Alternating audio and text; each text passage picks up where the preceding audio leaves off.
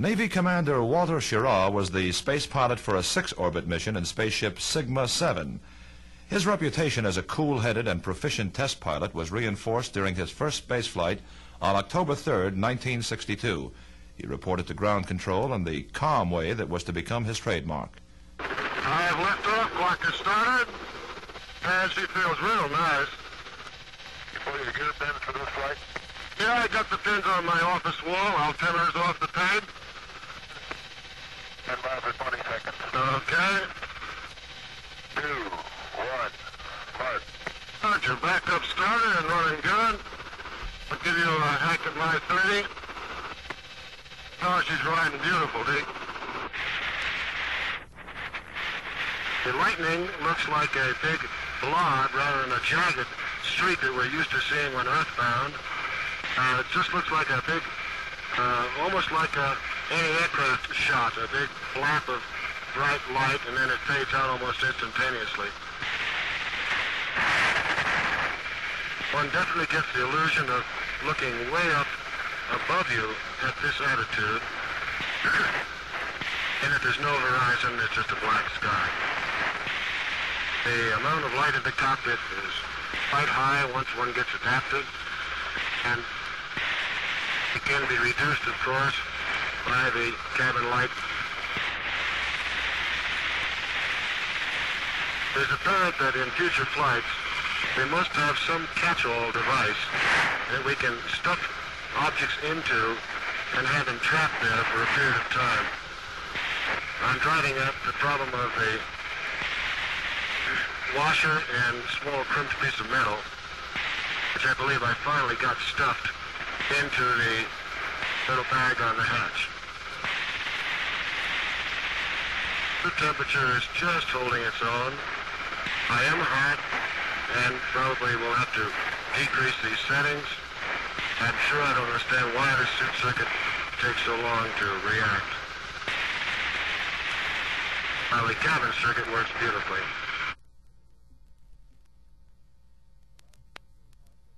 The last Mercury flight was made by Air Force Major Gordon Cooper on May 15th and 16th, 1963. It was a journey of 22 orbits that lasted 34 hours, 19 minutes, and 49 seconds. While aboard Faith 7, Cooper recited a prayer he'd written. He repeated that prayer on Earth when he appeared at a joint session of Congress. 10, 9, 8, 7, 6, 5, 4, 3, 2, 1. Roger, have a liftoff and the clock is operating. Sigma 7, Faith 7 on the way. Standing by to start the backup clock. Roger. 3, 2, 1, mark. Roger, and the backup clock is running. I'm not too much of a preacher, but while on the flight on the 17th orbit, I felt so inclined to put a small prayer onto the tape recorder of the spacecraft. I've been encouraged to read a little transcript of this prayer as an ending. I would like to take this time to say a little prayer for all the people, including myself, involved in this launch operation. Father, thank you especially for letting me fly this flight. Thank you for the privilege of being able to be in this possession, to be in this wondrous place, seeing all these many startling, wonderful things that you have created. Help guide and direct all of us that we may shape our lives to be much better Christians, trying to help one another and to work with one another rather than fighting and bickering. Help us to complete this mission successfully. Help us in our future space endeavors that we may show the world that democracy really can compete and still are able to do things in a big way and are able to do research, development, and conduct many scientific and technical programs. Be with all our families. Give them guidance and encouragement, and let them know that everything will be okay. We ask in thy name. Amen. I think that we can hold Mercury up and say that it has been a real good example of a program that is run surprisingly close to its schedule. Gemini was the next step in NASA's program. The goal of these two-man flights was to find out how man could maneuver himself and his craft and to increase his knowledge about celestial mechanics and space navigation. Astronauts Virgil Grissom and John Young aboard Gemini III performed the first manned orbital maneuvers in space. The date, March 23rd, 1965. There is ignition. An enormous burst of orange-colored smoke coming from the base. The big bolts have been fired. The big bird starting now to lift off from the pad. You'll be able to hear the roar in just a minute. A rose-colored plume of smoke, and now an almost invisible contrail of pale orange flame leaping from the base of the Titan as it takes astronauts Grissom and Young aloft. Let's take a listen to that enormous roar. The chase planes are starting to make their turn and will be heading in to follow the Titan. A beautiful shot. The skies are clear and you can have perfect visibility as enormous Titan II, with the sun glinting off it, rises high into the Florida skies. The crew reports they're in fine shape, and everything looks green here in the control center. We're coming up on staging or booster engine cutoff. We have a staging report. We can confirm staging. We have second stage ignition, and second stage thrust looks fine. The mission director, Chris Kraft, has given the crew a tentative go at 3 minutes and 20 seconds into the flight. Pretty spectacular up there, huh? Yeah, it really is. It really is. We're coming up now on the final retro maneuver. You can probably hear the counting in the background. 6, 5, 4, 3, 2, 1, fire. There's a confirmation on one retro. We have a good retro fire. We have completed it. And all indications are the attitudes were right on. We have an entirely satisfactory retro fire. This is Gemini Control. Plane in the recovery area now has a visual sighting on the Molly Brown spacecraft, and happily it is floating. Gemini IV was launched on June 3rd, 1965. Inside the Gemini capsule was James McDivitt and America's first spacewalker, Edward White.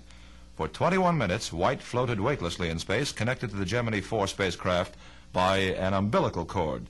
Inside the spacecraft, McDivitt watched as White moved around with the help of a space gun. Okay, I'm separating from the spacecraft. Okay, separate from the spacecraft this time, all right. Okay, my feet are out. Okay, your feet are out. I think I'm dragging a little bit, so I don't want to fire the gun yet. Yeah, Okay, I'm out. okay, he's out. He's close free.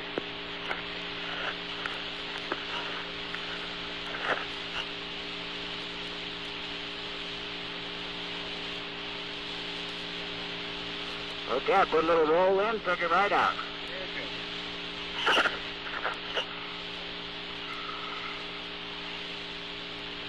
Am I in your view, Jimbo? Well, you know, I can't see it on the paper. Don't sweat it, I'll come over to you.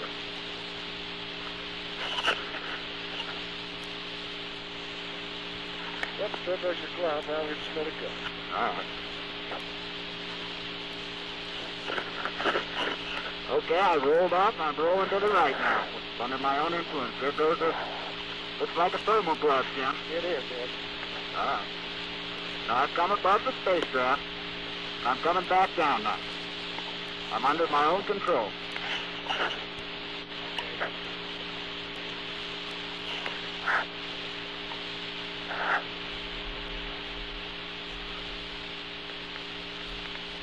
Really looks funny out there. See my glove out there, Jim. Does it? Yeah.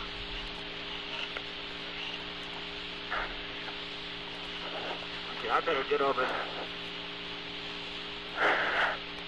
Okay, I'm coming over. Okay, stand by. You see me yet? Oh, it sure does. Huh? Oh, there you are. Look at the camera on now. Okay. This is you're right in front, Ed. You look beautiful. I feel like $1 million. I will pitch up. And y'all left. I'm coming back to you. You got about 5 minutes. Yes, wow. Right? I'm putting right down your gun now. All right. Let me take a close-up picture there. Oh, you smeared up my windshield, you dirty dog. Yeah.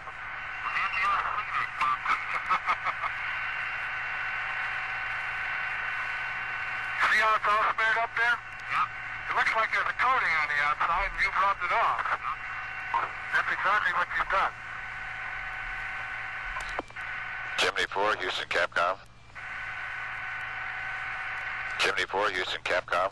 Now the spacecraft rates are up about 1 degree per second in pitch and yaw and about 0.5 degree per second in roll.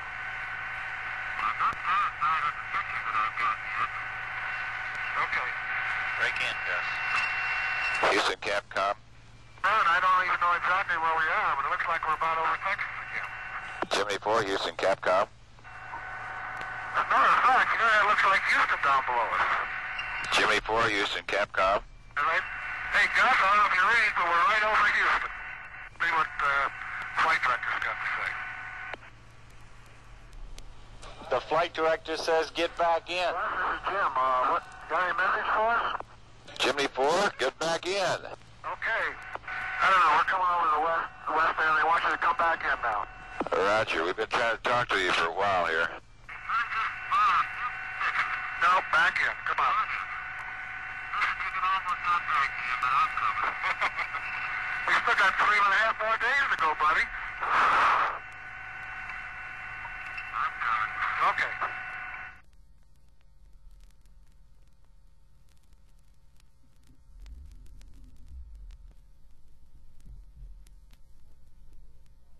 Gordon Cooper and Charles Conrad were the next astronauts to fly in the Gemini program.